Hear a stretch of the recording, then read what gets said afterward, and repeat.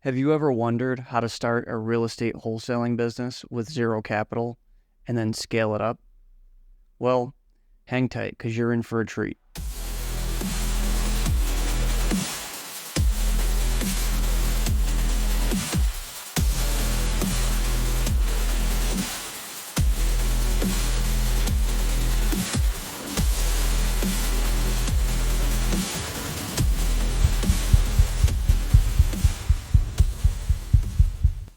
Hey there, dreamers and doers. Welcome back to the Founder's Journey. I'm your host, Jonathan Killam. Today, we'll be diving deep into the world of real estate wholesaling. I'll be chatting with my friend Houston, who is not only an expert in the direct-to-seller wholesaling model, but also shares an inspiring journey in real estate. If you've watched any of my previous episodes, I'm sure you know by now this isn't really a how-to podcast. However, within this episode, you'll find actionable steps on how to build and grow your real estate wholesaling business. Houston goes over how to build from scratch a real estate wholesaling business and how to scale it up from there. We discuss the proper mindset in order to overcome roadblocks and challenges along the way.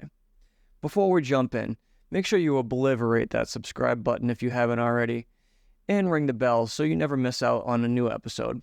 If you find this content valuable, give us a thumbs up and share it with anyone else who might find benefit. Your support helps us bring more quality content to you. And trust me, you're not going to want to miss out on what we have coming next. So go ahead and smash all those buttons and let's keep the momentum going. Now, let's get started. All right, guys. Thanks for joining us again. I've got my buddy Houston here. Houston is a new friend of mine who has been coaching and helping me figure out the direct-to-agent wholesaling process, trying to get some deals done together. But I'll let that be on him. So, Houston, why don't you take it away and tell the audience about yourself? Yeah, man. Thanks for inviting me on. So my name is Houston Becquet. I am a real estate investor right now. I have been doing this successfully since March of 2023. So as the time of the recording, this is just over a year for me. So I'm still figuring things out as I go, but I love kind of turning around and helping the next wave of investors come here. That's awesome, man. And it's so soon after, like, a lot of people don't have that itch to help people until like they've really, been doing it for a long time. And then they're like, all right, well, I guess I'll give back now. But I think it's cool that you're a year in and you found some success and you know what you're doing now. So you're already reaching down and trying to help people up. I appreciate that.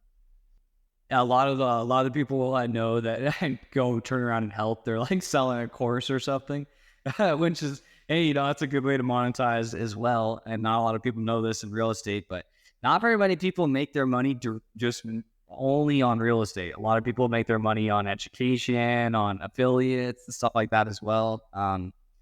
I truly believe, so it took me, just a little backstory, it took me 10 years of buying courses and seminars and all kinds of mentorships and stuff to actually get my first deal.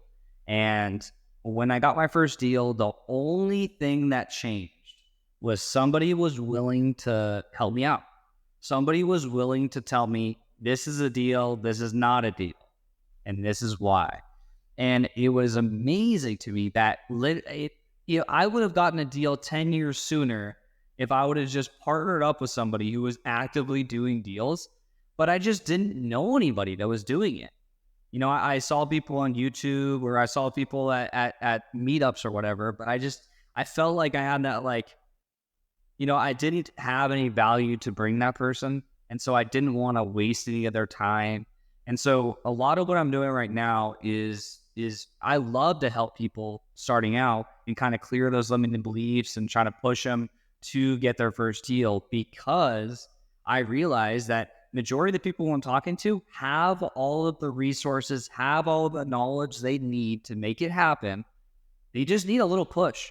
They just need like the trust fall, the arms out, and know that, hey, look, we're going to catch you. If you fall, it's not going to be a fall. It's not going to be a far fall. It's just going to be a quick little, rip a Band-Aid off. And once you realize, hey, a rejection doesn't mean the end of the world. They said no to an offer. You can still go ahead and make more offers. I think that most people are off to the races. So I absolutely love to help new people out because someone helped me out, and I feel like I owe it to the next person. Yeah, and it's like you're speaking directly to my story as well, because I mean, I've been studying this thing for a long time, and I've done some things. I've got my fingers in a lot of different things. I have multiple streams, kind of like what you touched on.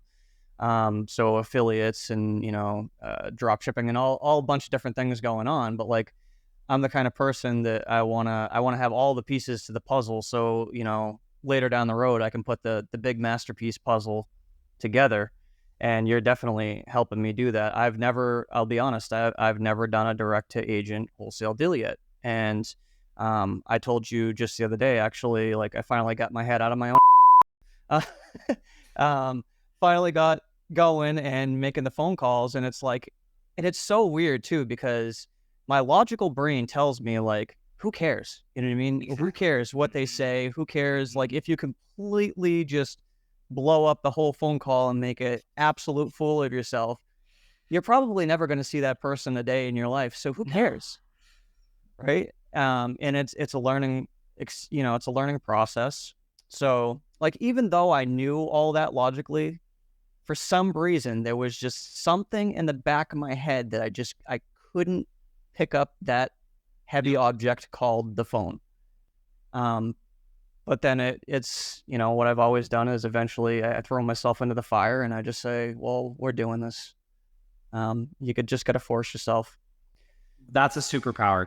It's I'm telling you, majority of people, and I'm confident in saying that the vast majority of people will live in that comfort zone their entire life. They will never push themselves to step in the fire. I mean, just like with cold plunges, we were talking about before we got on here, that you like to make yourself uncomfortable every single day by putting yourself in a cold plunge. Mm-hmm. Now, it's the same exact thing. It's a simple action. You have lifted yourself up and put yourself into a tub a million times. You can do that as a baby. But to do it knowing that it's going to suck is the hardest thing in the world. It's the hardest step you'll take all day. This phone is the heaviest object you will pick up all day long if you let it be. But, I'm sure as you've gone through doing cold plunges more and more and more and more, you realize, hey, it's a mental game. And guess what? It is so worth the temporary discomfort. Mm-hmm. And that is like kind of what I want to pass on to anybody who might be listening to this. The temporary discomfort of picking up this phone and having a conversation that, that carries uncertainty. You don't know how the conversation is going to go. You don't even know what you're going to say. But I'm telling you, you put your toe in and then you just slip the whole body and pretty soon you're all the way to your neck in freezing cold water and you're out and you feel a million times better than when you got it. So it is 100% worth the effort. Just push forward, take that action. It is a superpower. It really is. It really is. And it's so rewarding. You feel that sense of accomplishment. And with the ice bath, it's twofold for me, because not only do I have that, reward, that sense of accomplishment, like I achieved something, but I also don't have golf ball size knots in my back anymore. So yeah. That's fantastic. I feel like that's like a positive side benefit. You know what I mean? Like, the mental's amazing. If it was just that, it would be worth it. But then also too, it's so beneficial. And it's the same thing with calling. I mean, picking up the phone and having a conversation with an agent who, maybe you perceive to be, much more experienced or knowledgeable about a certain subject. Well, you're getting the mental fortitude and I guess the mental stimulation, knowing that, hey, I did something that was uncomfortable and I overcame it. But then also too, you're gaining the ability to actually get a deal. And that is like the golf ball size knots that, that you're working out. Well, these deals are honestly, and I can say this personally, they're honestly just a side benefit, because you're what you're working on is a skill set that you can translate into any other business. Getting comfortable with doing something uncomfortable is going to translate into every other stage of your life. Everything else. And I think that's why we connected so well, is because you're just willing to pick up the phone. Even if, even you said you hadn't done a DTA deal. Honestly, if you would have asked me if you would have done a deal, I would have assumed you did, because of how confident you pick up the phone and just do it. Like, even if you don't know what you're talking about, you just do it. And guess what? You're going to learn, and you get better, and you get better, and then it becomes a little bit less hard. It's still hard. I mean, don't lie. It's probably still sometimes, like, some days more than others, but still sometimes probably a pain in the butt to get in that cold water every day. Huh? Oh, yeah. Yeah. See? It's still painful. Like, I was so hesitant to pick up my phone today because I was like, oh, it's a Saturday. Oh, it's a blah, blah. I was making all these excuses in my mind. And then finally this is another thing I'll touch on, but somebody else reached me out and they're like, hey, can we look at this deal? And I was like, okay, I can't avoid this now. Like, now I gotta get up and start doing it. And that's another thing I want to touch on is accountability. If you put yourself in a group or put yourself around people that will keep you accountable, it's so much easier to do the work. So much easier to do the work. If that is one of the reasons why, so I have an open office hours, 4 days a week, 2 hours a day. I usually go 5 or 6 days a week, 4 or 6 hours a day, just because I want to be held accountable. I started this almost a year ago now exactly a year ago.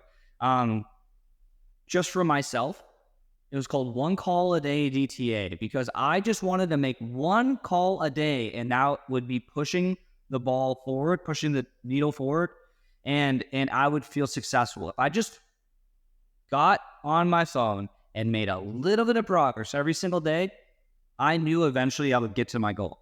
And so I created a Zoom and I posted about it in the group. And if even just one person shows up, because there was many weeks not anybody showing up, but I still was in the Zoom and just held it open just in case somebody showed up. Because guess what? I wanted to, I told people that it was going to be there. And if it wasn't there, and if I wasn't there making calls, then I would have broken a promise to myself.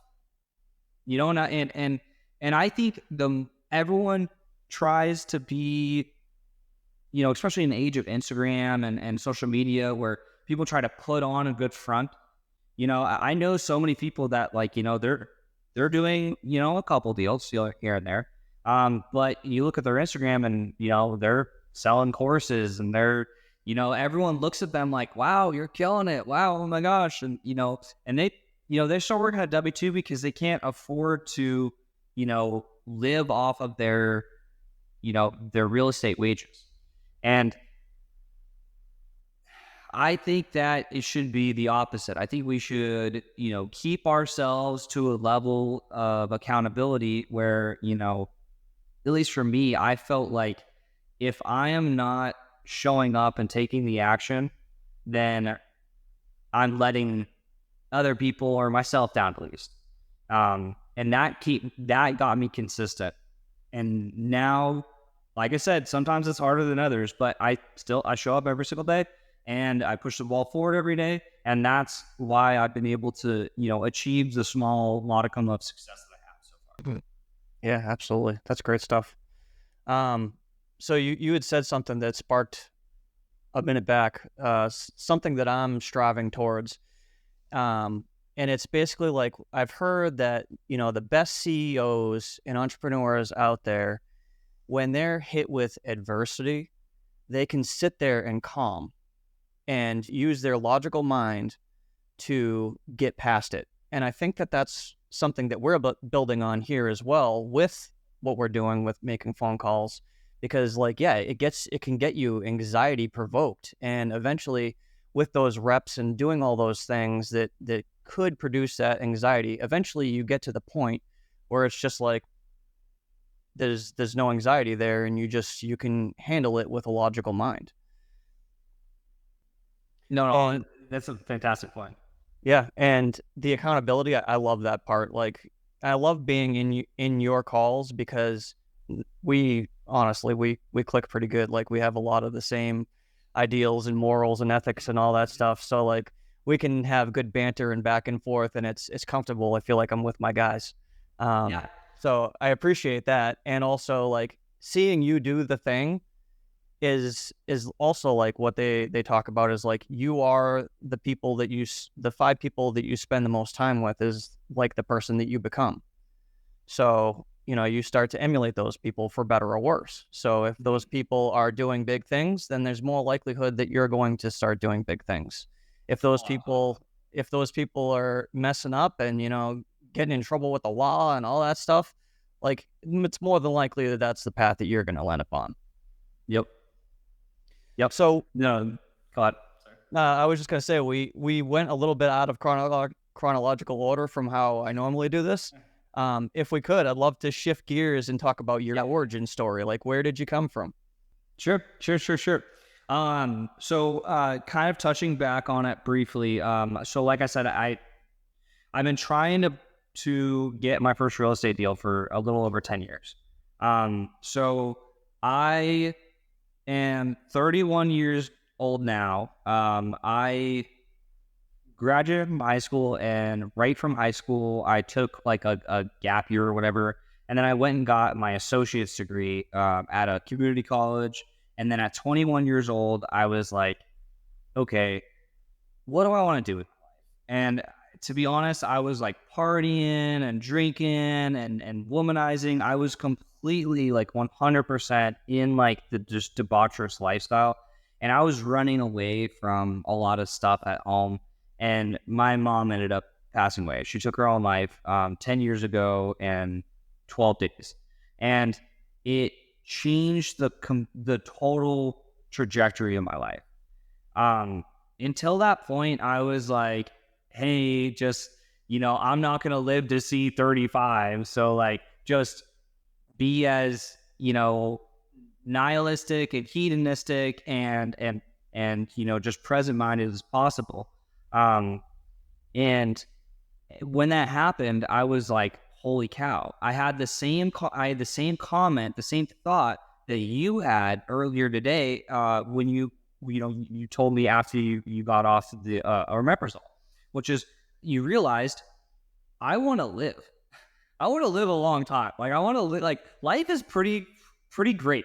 Like this is amazing. Like we are so incredibly blessed to have every single breath we have in our lungs. Like this is an amazing life, and I am foolish for thinking and wanting and treating my life in such a way that, you know, like there's nothing to look forward to. Like there's nothing to like work towards. And so it completely changed my mindset. And as much as I miss my mom, I am so incredibly grateful that happened when it did, because I was heading down a path that I would have ended up just like her.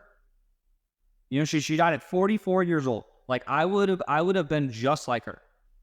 And instead, she graced me with the ability to see what could happen if I continue down that trajectory. I truly believe that. And so for me, now it started this train of thought of like, okay, I have to start thinking about 20, 40, 60, 80 years out. I want to live to see 100. I don't know anybody in my life that's lived to see 100. And so I was like, I want to live to see 100. And that got me on the mindset of like, holy cow, the social security system that we have in place to take care of people when they get older is not going to last. Like there is no future guaranteed for me if I just go into a normal job. And so I started looking for what I like to call the get rich quick schemes. You know, like I fell into that trap. I was like, holy cow, I need money and I need it now. Because not just because I need money right now. Obviously we all need money to interact and live life, but I need money that I could turn into investments and turn into generational wealth. Because I'm physically not going to be able to work until I'm 100 years old. Well, hopefully I can, we'll see. But probably not. Most people aren't. So I have got to start setting into place these things because I didn't come from money. Like my dad made really good money, but he still lives paycheck to paycheck, making over $200,000 a year, living paycheck to paycheck. Keeping up with the Joneses. Exactly, and gambling. But it's that'll do it. Yeah, that'll do it. But I realized that I need to create a vehicle of generational wealth, and that starts from money. You got to make money to you got to spend money, make money is like kind of that the old adage. And so I was like, okay, I got to make a lot of money. And so I invested into courses and mentorships and seminars, about one a year.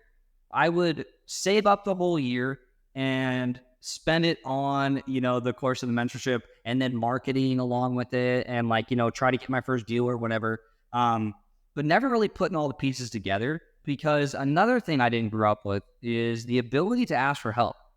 I grew up in a household where everybody what they would do, the whole entire family, we would all go grind in silence and then come back to the barbecue with our new things. And you would just subtly let those, do the flexing for you. And then your aunt, your cousin, your grandma would say, wow, that's a nice Cadillac you showed up and you must be doing well for yourself. And you're like, yeah, that was always how it was. And so I was never good at asking for help. I was always trying to grind in silence. And so I'd buy one of these courses and I just wouldn't quite figure it out. And then I'd wait another year, save up a whole bunch more money, and then spend it on another course, and then spend it on a mentorship, and then spend it on a seminar, and then spend it on a 3-day, and then spend it for 10 years straight. I bought almost everybody in the industry's course, at least here local to Arizona. And there's a lot of them. And I just couldn't ever put it together. I joined a community called Sub2. And it's a community put on by Pace Morby. It's a creative financing subject to specific group, community, training, all rolled in one. And the only thing different about it the only reason why I invested into this one and something else was the fact that it was a lifetime membership.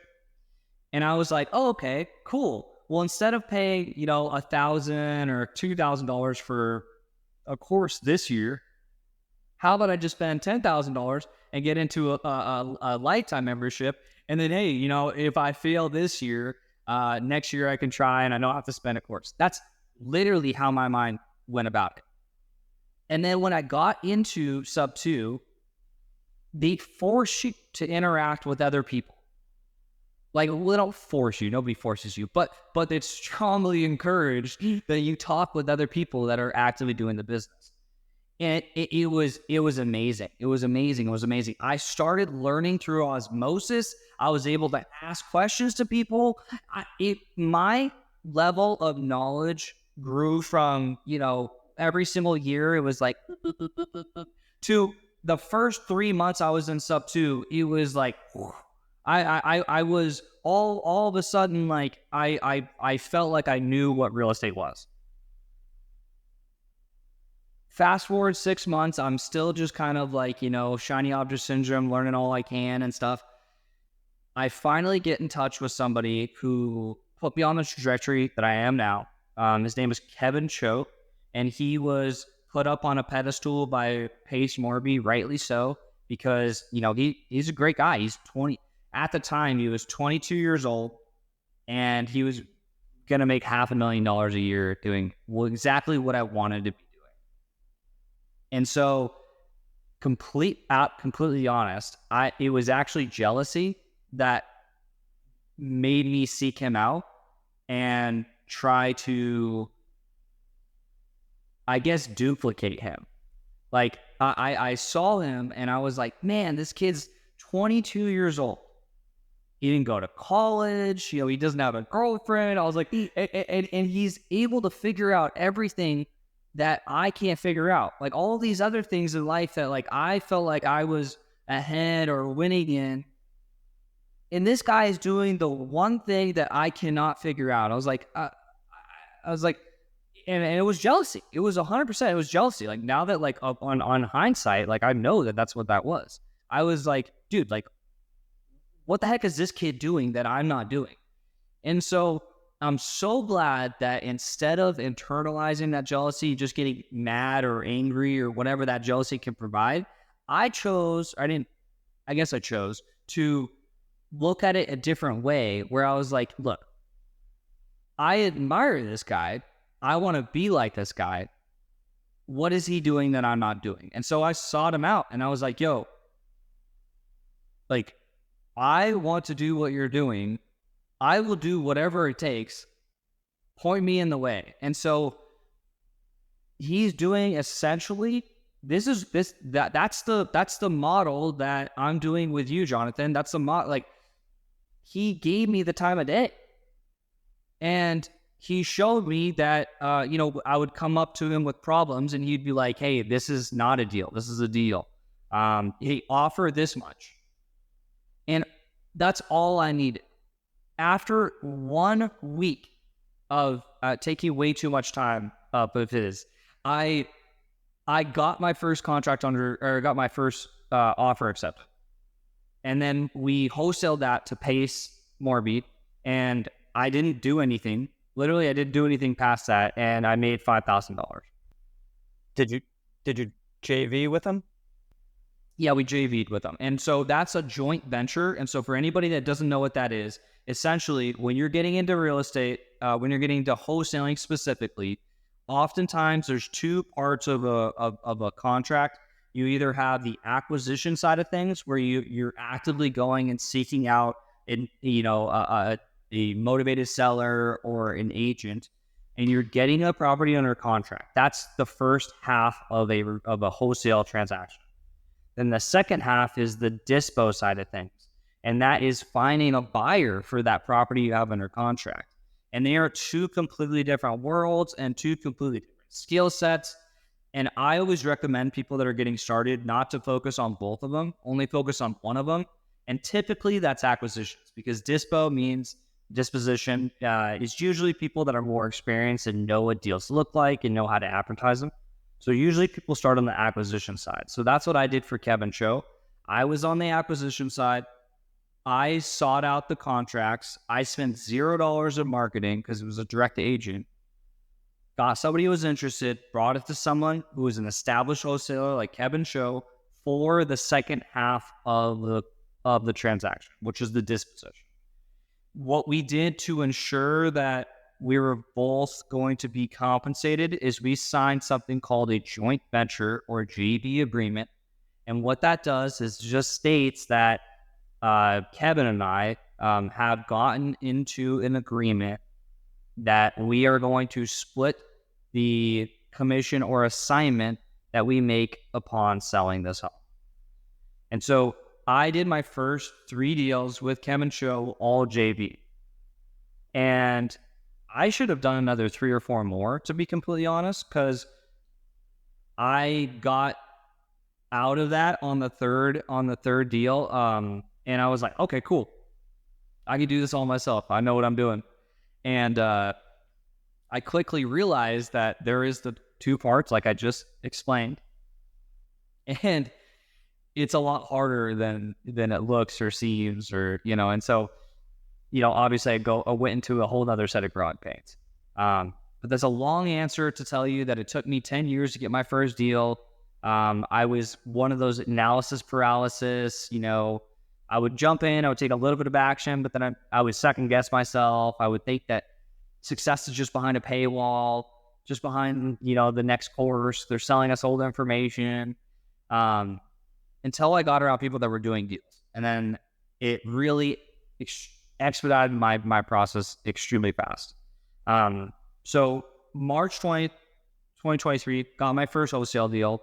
By August 2023, I had done, I think, like 10 deals, and was able to quit my W-2 job. Fast forward from then to now, so the next 8 months or so, I scaled 2 different wholesale companies to doing consistently 3 to 5 deals a month, all direct to agent, all no equity, subject to deals. And then, now in the last month and a half, I'm actually transitioning from a direct agent model to a direct to seller model, focusing on cash. That's awesome. That's awesome, brother. You said so many things there. So many things. Yeah, I just went on. No, it's good. It's too much. But it's like, I always have all these things that, like, it spurs in my mind, like, my own stuff, of course, and I don't want to interrupt you and interject or anything, because you have such good, insights.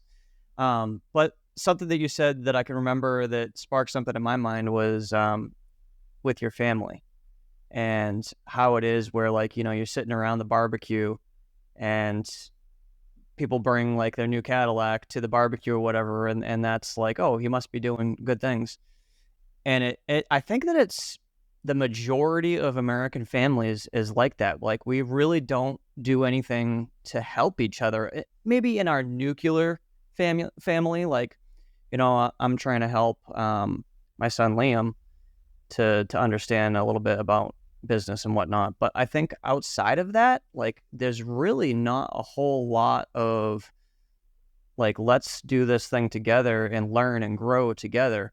And somebody who does that, who I don't idolize them per se, but I definitely see them, and I wanted that in my life, but I know it's not going to exist, is the Tate brothers.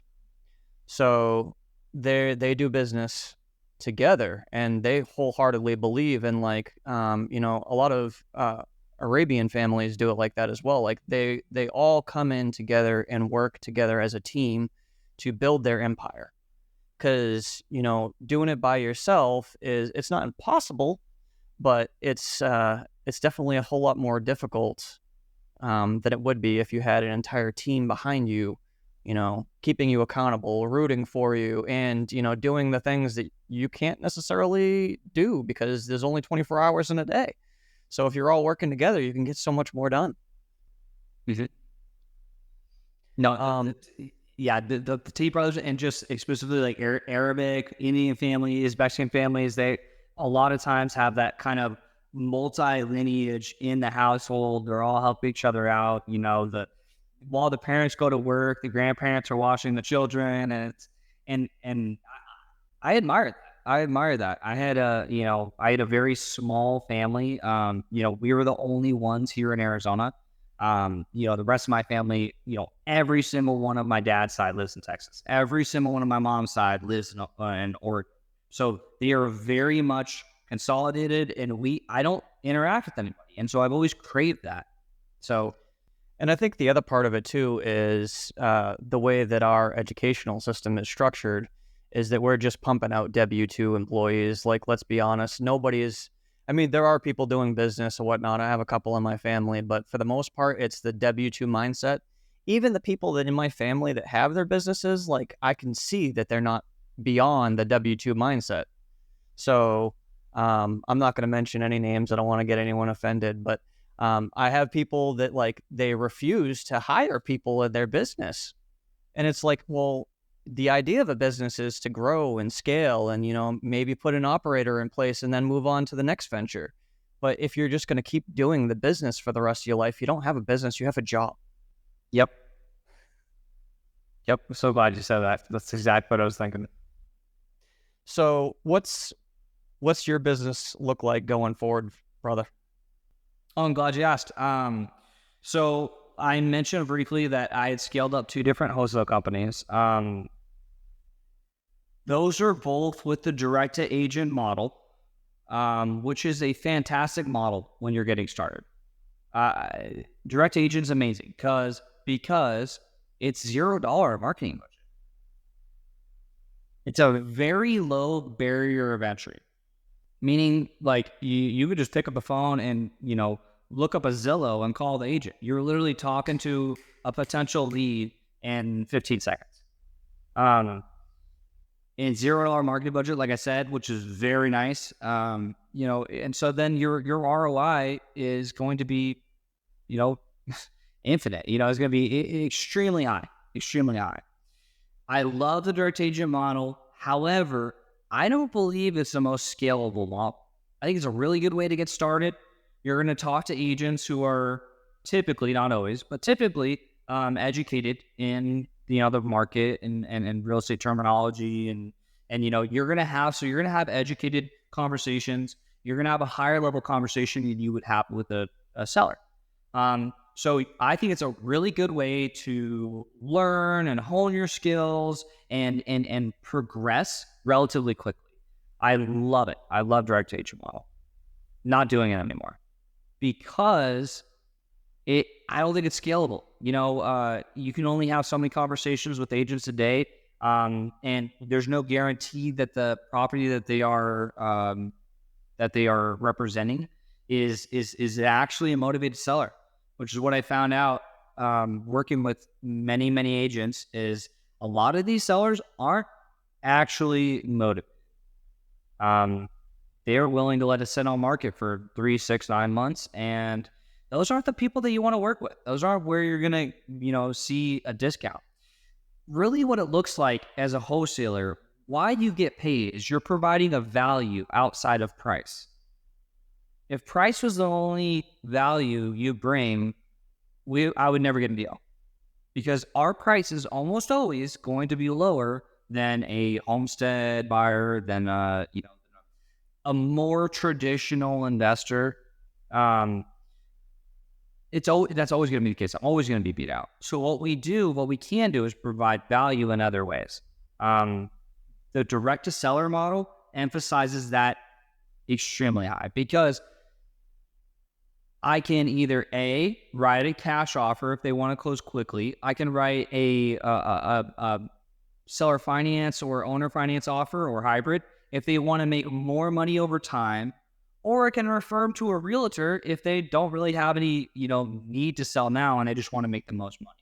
I have 3 different options that I can give them.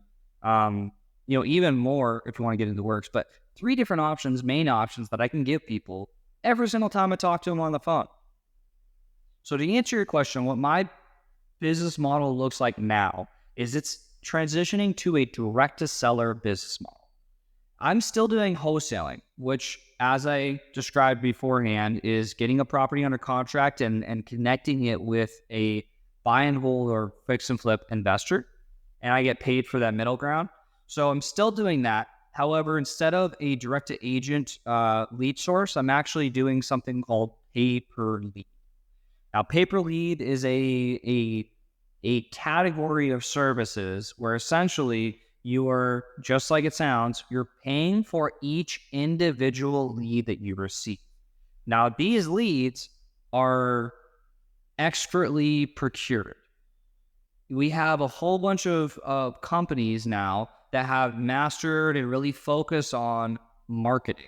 They're doing everything from SEO management to Google AdWords to Facebook ads to I've even seen radio and TV ads and stuff like that.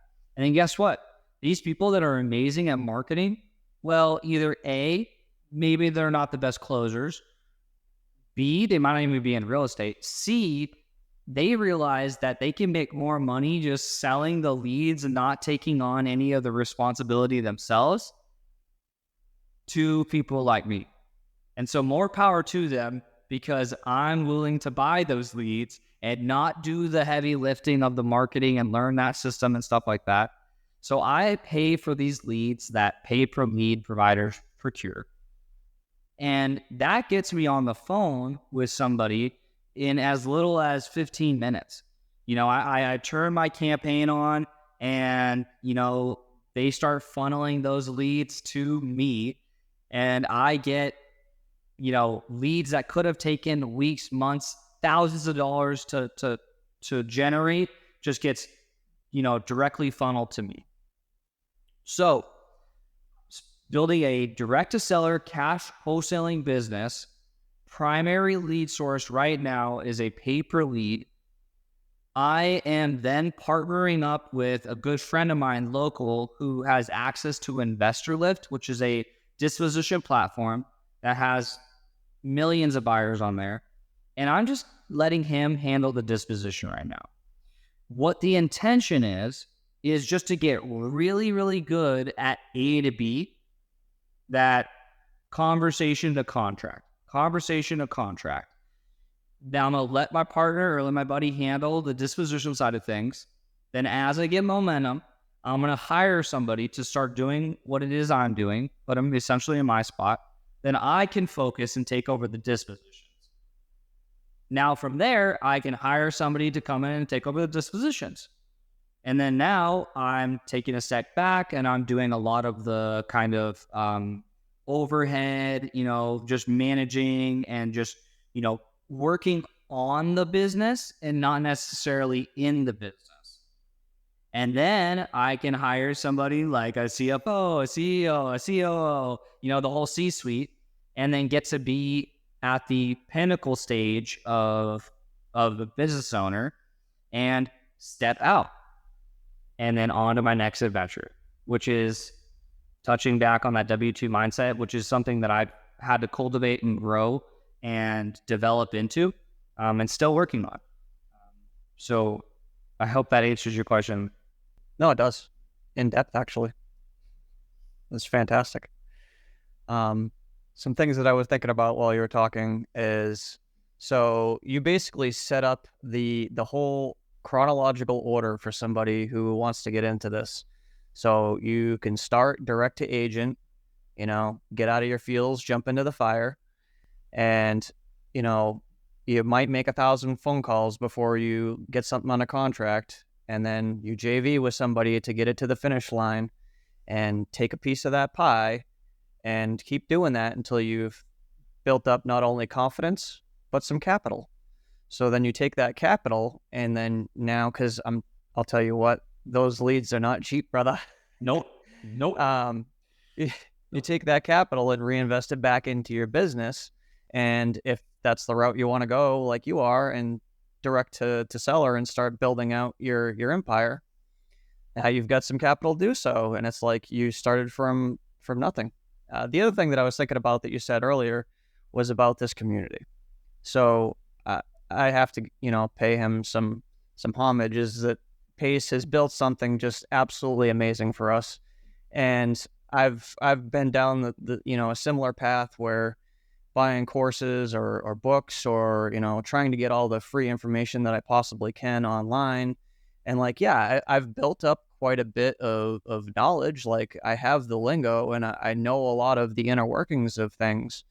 But the community is really where the rubber meets the road. Like you need people. We all need people. So we need mentors or somebody that's, willing to reach down and help us up. And I know you kind of felt like you were taking advantage of Kevin Cho, but really, like, he probably really enjoyed helping you, because it's almost like giving to charity, right? So why do you do it? It's selfish. You feel good when you do it. So helping people, it's also selfish. Let's be honest. Like you feel good when you help people, but it's helpful. So I mean, Exactly. and I mean, other people appreciate it. And then on the tail end of it, like he was able to, JV with you, and then he got a payday out of it 3 times. Exactly. So 3 times down. Yeah, I mean, he made at least like what, 15 grand if you guys were doing 15,500. Mm-hmm. Right. So like, You guessed. I think that's a fair partnership there. You know what I mean? That's Yeah. Well, and to your point, it wasn't just truly out of the goodness of his heart, even though it is out of the goodness of his heart. It is both selfish and selfless. Because, that's the amazing part about real estate. Like I love helping people out, but it's so cool because guess what? There's people that you help out in real estate could just go on to, pay you, and it's not even paying. Like, there's no zero-sum game here. You know, we help each other basically generate this out of thin air. You know, it's not even like hey, I took, $5,000 from him, or I gave him $5,000 of my own money. No, we both did a job, we rendered a service, and we were both compensated for it. And we both leave happy. Like, there's just not very many industries where that happens. And that's why, like, I absolutely freaking love real estate. Because it's the only game I know where every single person is winning. I don't know any other industry like that. I mean, every single person is winning in real estate. From the seller, because just to touch on this, it takes a freaking village to get a real estate deal done. Of course, you got your seller and your buyer. But on a typical transaction that I do, there is a seller. Let's just talk about the past, what I've done. A seller and an agent. They have a transaction coordinator. We, as the wholesaler, have a transaction coordinator. The buyer has a transaction coordinator. So there's 7 people. Those are just the people that are interested in the deal. Then it submits to escrow. There's an escrow officer. There's a escrow, like a service representative. There's 2 or 3 more ladies that are working on it. And then you have, your inspector that gets paid. And then you have all of these people. You have your private money lender, and sometimes 2 of them. Sometimes you have the bank you're paying off. We did the math one day. It's something like 25 people. I think it was like 20 to 25 people included on every single, like an average real estate transaction. Yeah, I believe it. That sounds about right. And every single one of those people won. Every single one of those every single person there has just won. But I get so excited about this stuff because it's truly amazing. There are so many people. And then take it a step further, like, where did that need come from? There was if it's on the market, well, then there's probably somebody paid to go take the pictures. There was, if it wasn't on market, well, then there was probably a lead provider. Let's say that it's a direct mail.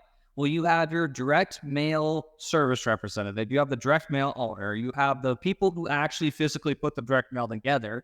There's even more people on the transaction. Like, you not calling that agent or that seller is actually taking money away from those 35 people. Mm-hmm. Like, that's the kind of mindset I want people listening to this to have. You're not just hurting yourself by not pushing your future forward, by not taking action. You're actually taking food out of the mouths of like 30 people by your inaction. Pick up the freaking phone. Feed these people. I'm telling you, like, it's like, I can pull up a hut. It's incredible how many people get paid on a transaction. And they wouldn't have gotten paid if you didn't pick up that darn phone, man. And so that's what I want to like encourage in people is like, it is not a zero-sum game. There are so many winners on a real estate transaction. And that leads me back to what I was touching on in Pace's community. So he fosters he calls it the go-giver mentality, right? So I love that because it's like we're all about collaborate over compete, where most people are like, oh, that's my competition. Like, I don't want to help them in any way, shape, or form. And it's like, you're actually hindering yourself if you have that mentality. It's when you flip that is when everything grows. So yeah, I love the community. I love your mindset, brother. And it's been amazing, this ride that we're on. And I'm glad that I'm on it with you. Oh yeah. I appreciate you. So let's shift again. We've been talking for a while. I want to talk about things that have influenced you. And actually, before we get into like books and stuff, what was it that actually was that like spark for real estate for you? So you had talked about, your mom passing, and that you had that spark of life of like, I need to do something. So where was it that you found real estate and you found that that was going to be the thing that you really went after? So I believe it was the one thing, because it's actually like, goes into your book question. I at 21, after my mom passed, I moved to Texas to be close to family, because I'd never been close to family before. And I was like, I was really, really craving it at that point. And one of the things that I got into, I just had a friend who was, one of the friends I made there was, studying to become a real estate, an agent. And I was like, oh, okay, why not? It sounds like fun. So I literally did the online course. Like, you're supposed to do it in person, but I found this online real estate course, and I did it in literally a weekend, and I went and got my license. And so I was just like, oh, okay, I guess I'm an agent now. I went to work for Keller Williams, and one of the things they gave was a book by Gary Keller, one of the founders of the Keller Williams agency. And it was called The One Thing. And I don't remember anything about the book except for there's a statistic in there that says that 80%. So they were doing like analysis of the Forbes top 500 or whatever, and they were looking at the top 500 most wealthy individuals in America, and they found that 80% of these people had made their wealth in real estate. And so I was like, well, duh, it's got to be real estate. I mean, like, why would I do anything else then? Like, if out of the thousands of jobs, I would only have a 20% chance of becoming a millionaire, or I could go into anything in real estate and have an 80% chance of being a millionaire. Like, that was like my mindset. I know that's not how the statistic works, but that's like my mindset. So I was like, well, heck yeah, I'm going into real estate. Heck yeah. But it wasn't hard. Like, for me, like, it wasn't like difficult. And so while I was learning about real estate, I was also going to college, going to university now for what I felt to be and this is a limited belief, but I felt it was the hardest thing that I could successfully achieve, which is not a good mindset to be in, by the way. But because you want to push yourself faster than what you could be. But it was for geology. So it was a science degree and half the reason why I took it is because I had to take calculus, and I was like, and calculus seemed like the hardest thing in the world to me. So I was like, okay, like, if I have to go take all 3 calculuses to get this degree, I'm proving to myself I'm smart, or whatever it was. Like, it's so silly, like so silly to think about how they measure like academic success. But anyway, so I read one thing and I knew, okay, well, I'm going to get my money in real estate. And then my thought process was like, okay, I'm going to become a geologist because it's hard to do. I'm going to satisfy like my family, like, the barbecue, show up to the barbecue as a geologist. But then build my portfolio while I'm doing it. Like, use that money to build my portfolio. That was like my mindset. Like, so I always knew real estate was like the way to generational wealth. And to be honest, it was just a means to an end.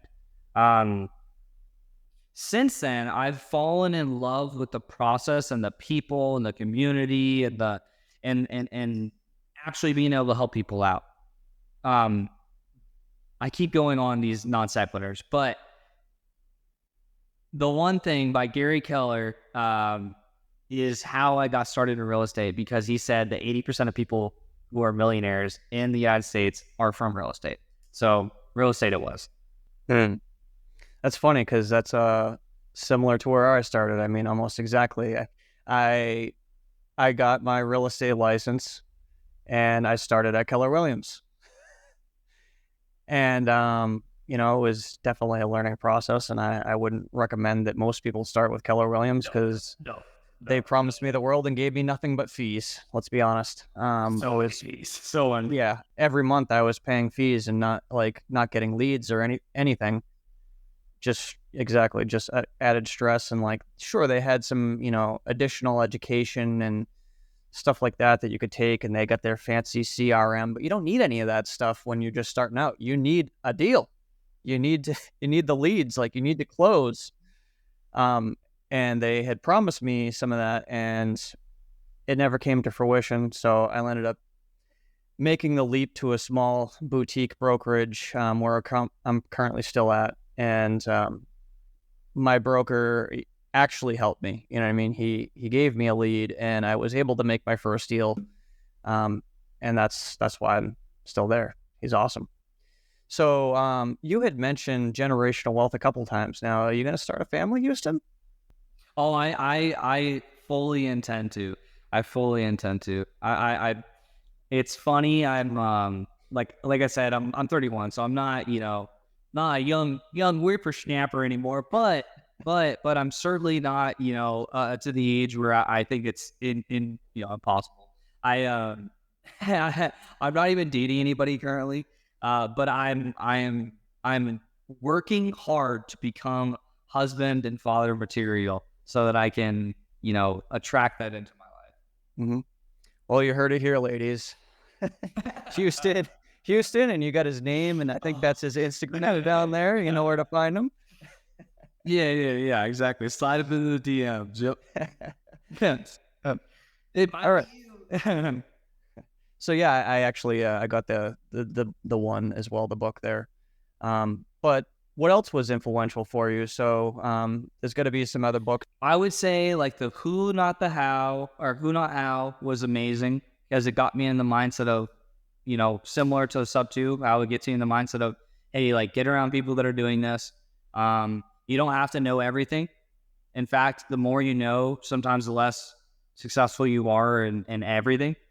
Or in anything, because you're trying to be successful in everything. The most influential book that has changed my life in the last 12 months has absolutely been Profit First. Mike Bacalowitz, I believe, is the author. It's part of the Traction series that he has. I believe, and maybe no, that's Gio Wickman. I'm sorry. Profit First is amazing. It actually goes into how to handle your money. So like I mentioned earlier, my dad made a lot of money when I was growing up. He was making $200,000, until the crash in 2008. But he was making making $200,000 a year back in 90s, early 2000s. We were doing well. But he never once invested in an investment. Never once. He bought some stocks here and there or whatever, but he worked really hard to spend money on vacations and gambling and fishing boats, and we did things. We have a lot of memories and stuff, but he's got nothing to show for it. And now he's getting to the end of his working life, and he doesn't have a retirement, and so I'm his retirement. And so Profit First is a system that shows you how to properly pay yourself and take a profit on your business ventures.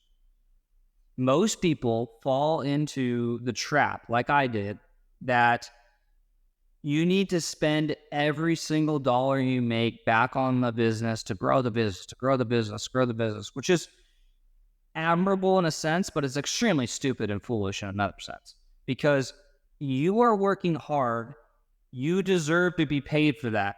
And if you do not pay yourself for that, it starts growing this resentment or animosity towards the actual process.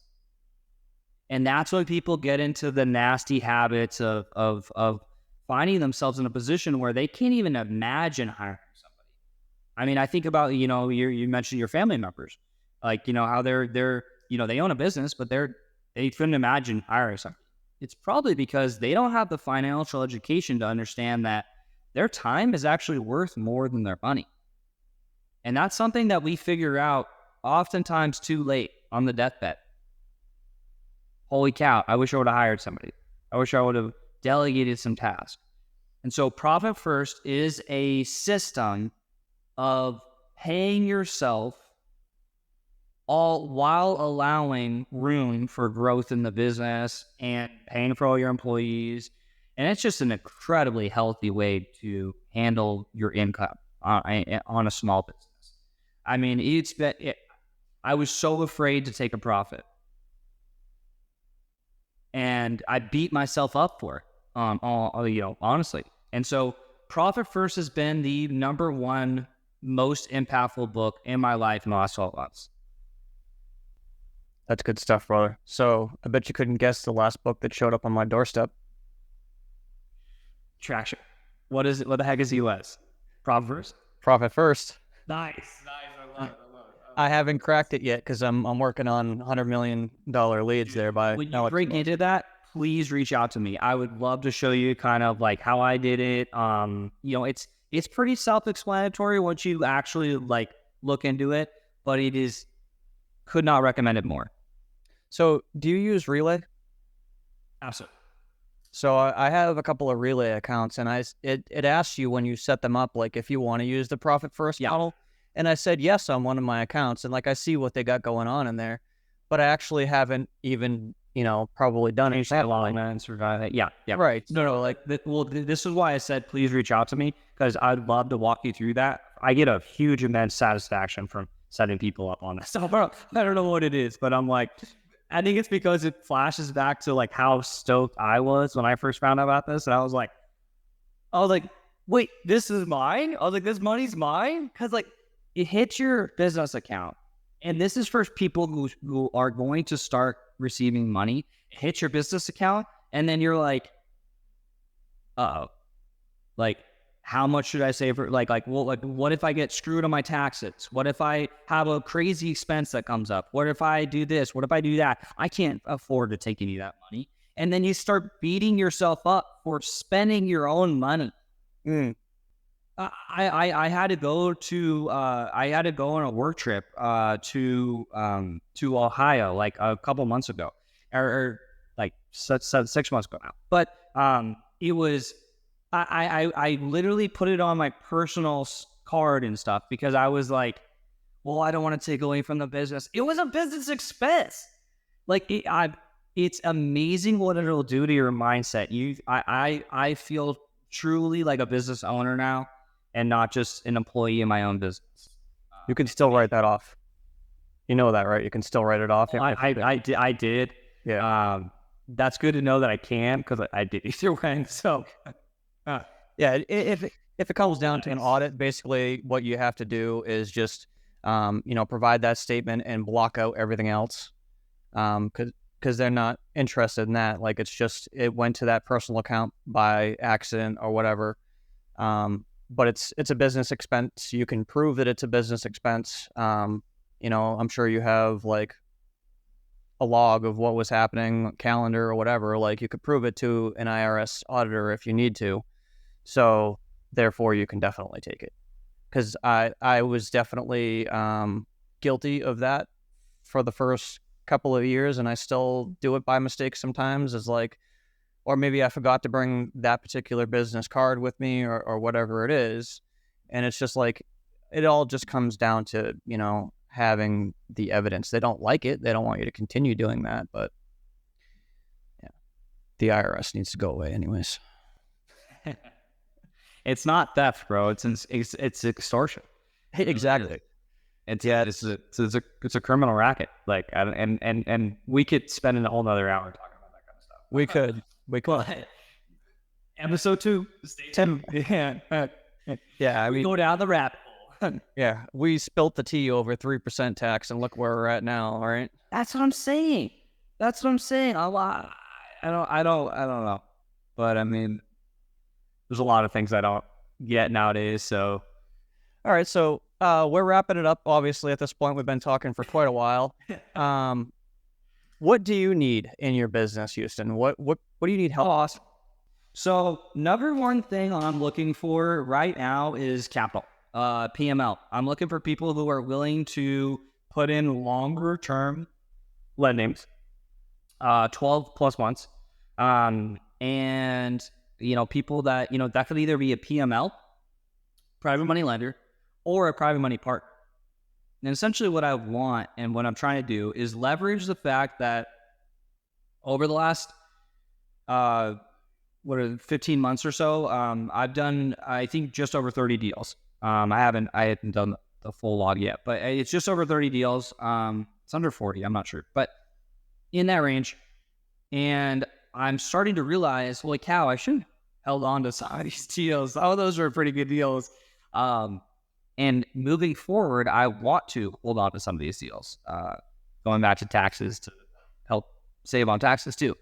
And so what I need in what I'm trying to do is trying to get private money lenders to partner up with me on these deals, earn double-digit returns on their investment, safe place to park your cash. It's, backed by a tangible asset that, more or less inflation resistant, it's a pretty safe place to park your money. I mean, let's be real. In 2024 in the United States, everything's a little, on the edge. But I think real estate is going to be one of those things that's a really safe place to park your money. So I'm looking for private money lenders, private money partners that want to put their money and trust into me to bring them double-digit returns or potentially equity on real estate portfolio. Next, I'm looking for a 1-acre homestead. So I want a home in Arizona, Maricopa County, that is on an acre plus. I am obsessed with gardening and planting and homesteading, and I want to have chickens and probably some goats, so I can have a little bit more of a food security as in these weird times that we're in, as well as I want to have good non-pesticide, non-hormone raised food that I have a control over. I get immense fulfillment from that. I already raise my own fish, a lot of my own vegetables.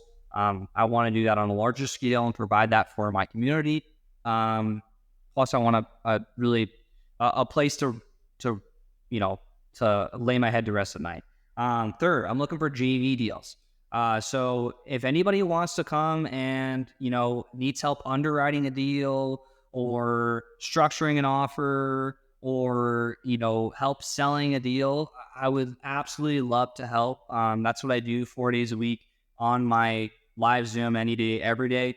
But I don't do a very good job of advertising it. I've actually helped 9 people, 10 if this one closes on Monday, to get their first wholesale deal.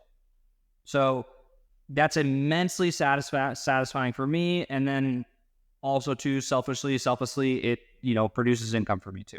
So I'm looking for JV deals, a 1-acre homestead, and private money. Those are the 3 things I'm looking for right now. Awesome. I think we need to get after that together on some of those things. We need to talk about that offline. Let's do it. I did honestly, man, like everything I've every interaction we've had so far, there's been so many like parallels and like connections, and I'm just like, I like this guy. I want to do deals with this guy. I like you too, man. Hell yeah. Thanks, bro. Thanks. So Houston, where can people find out more about you? Where can they connect? So my Instagram is right there, house 4 Houston, the number 4 Houston. That's a good place to connect with me. I'm kind of addicted to my phone. I've got it within a foot of me at all times. So that's a good place to connect with me. Facebook, I'm very active as well. Those are the best places. I have a YouTube, Houston Becquet. I'm not posting as much as I should, but I'll put this on there. Awesome. Yeah, and I'll make sure to get you a copy of it. And now that I know you have one, I didn't before, I got to make sure I hit you with the sub too. Thanks, man. All right, brother. Well, that's it for today. I appreciate you coming and being on the show, and thank you so much for everything you do, man. Dude, thank you, man. Thank you. Honestly, your vision and your heart and your why that you just poured into me the first time we met was a huge reason why I gravitated towards you and absolutely love any interaction that we get together, man. I want you to just scream that from the rooftops every single chance you get, because it inspired me. And anybody that wants to learn more about Jonathan's why, please reach out to him. He's an incredible, amazing person. Thank you so much for having me. All right, thanks, man. Hey there, everyone. Thanks for hanging in there with me till the end of this awesome chat. Your support means the world to me.